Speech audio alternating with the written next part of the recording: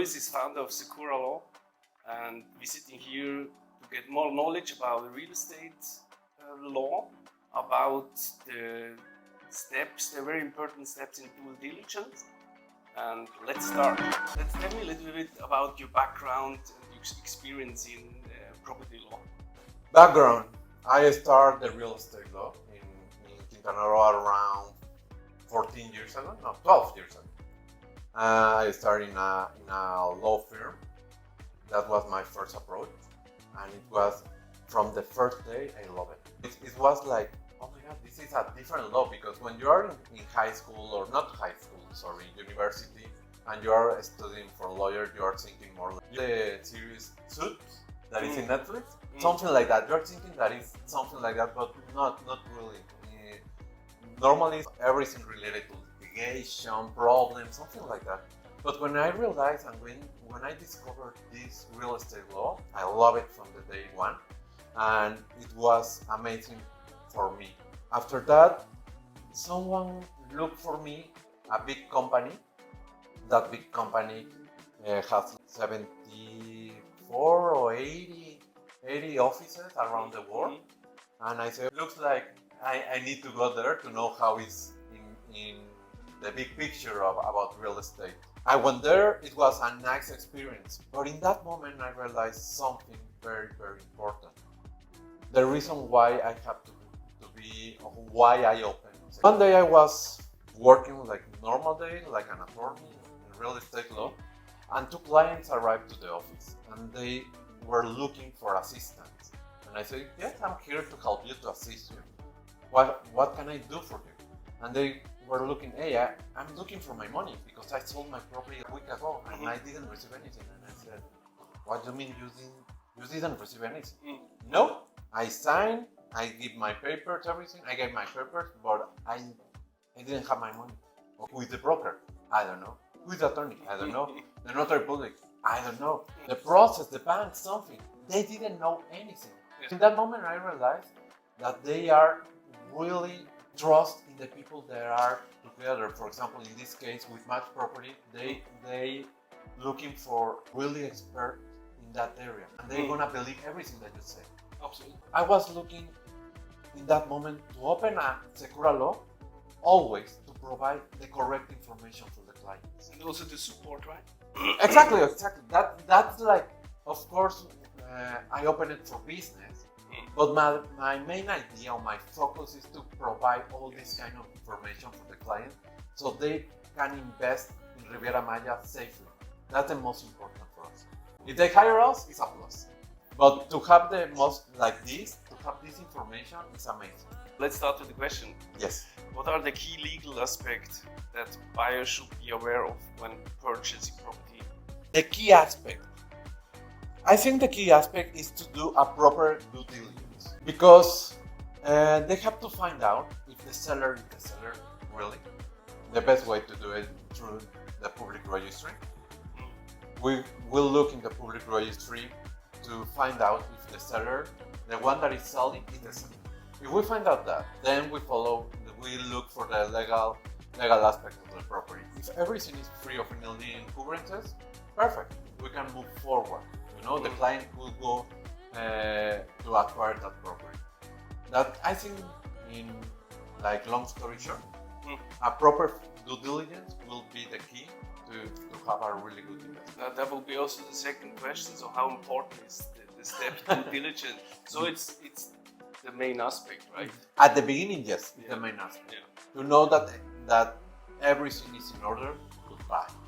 You know, that's the most important. That's the purpose of the due diligence. For the client, to know that the due diligence is correct, that they have the correct information, that they can move forward with the promissory contract to acquire the property. That's the main purpose. So also regarding if you want to verify the title of a property. Let's put two options. One option is pre-sale and one option is resale. In a pre-sale, the developer, in that moment, they don't have condominium regime. They are working on that.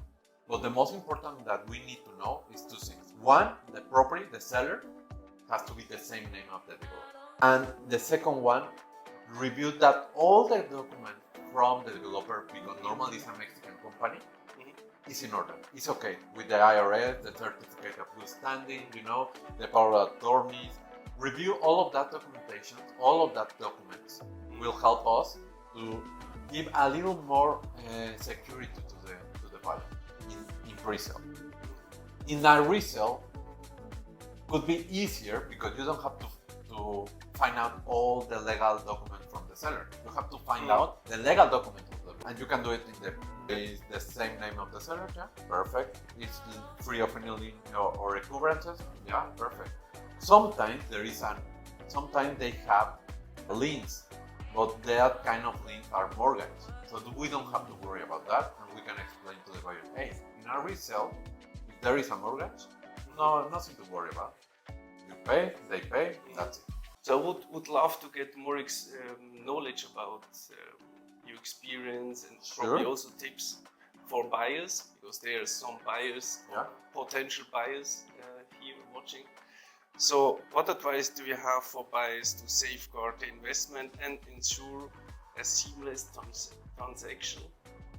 Okay, by experience, I will say the first step is to find out real estate agents. In this case, could be you, Maxproperties. I recommend really high Maxproperties. Yeah, you have to find, because the situation here in Quintana Roo, there is a lot of real estate agents or companies that they are not really into this. So that's the first advice: find a real estate agent, then find an attorney, and then do or follow all the things that they are telling you. You can find out, or you can look in Google, you can look in everywhere, but sometimes it's internet. You cannot find exactly the right response or the right answer what you're looking for. So if you have your real estate agent and your attorney, you are good to go. You're safe. Yeah, exactly. Cool. So what could buyers negative affect in this process? Is there something they have to really take care about? The most important is there is a lien in the property. I think that could be the worst. If there is a lien, like a litigation process for the property, that could be the worst. Or if you do the proper follow-up or the proper due diligence, you are not gonna have that problem. If they if they don't have a real estate agent and go directly to a developer that no one knows, and they say, hey, I'm gonna have here a condominium for 40 units, it's gonna be beautiful, you can see the render, but you don't see anything. That and it's a developer that no one knows, it's the first time, or that kind of things. That could be something bad, but something else I think is very safe. An investment always has a risk, but in general it's very safe. What trends do you see in the Tulum real estate market? It's my point of view. Tulum is great for investors right now, and in the future it's gonna be a lot of resales. The offer that Tulum has is amazing right now. So if they acquire right now, in the future, all the resales, all the equities that they're gonna have for the property is gonna be amazing. So in the future, the resale is gonna be the king. Right now, it's pre-sales and everything directly with developers. But in a couple of years, resales is gonna be amazing for the investors that they are investing right now. Thank you very much for the interview. Pleasure. Take care. Thank you.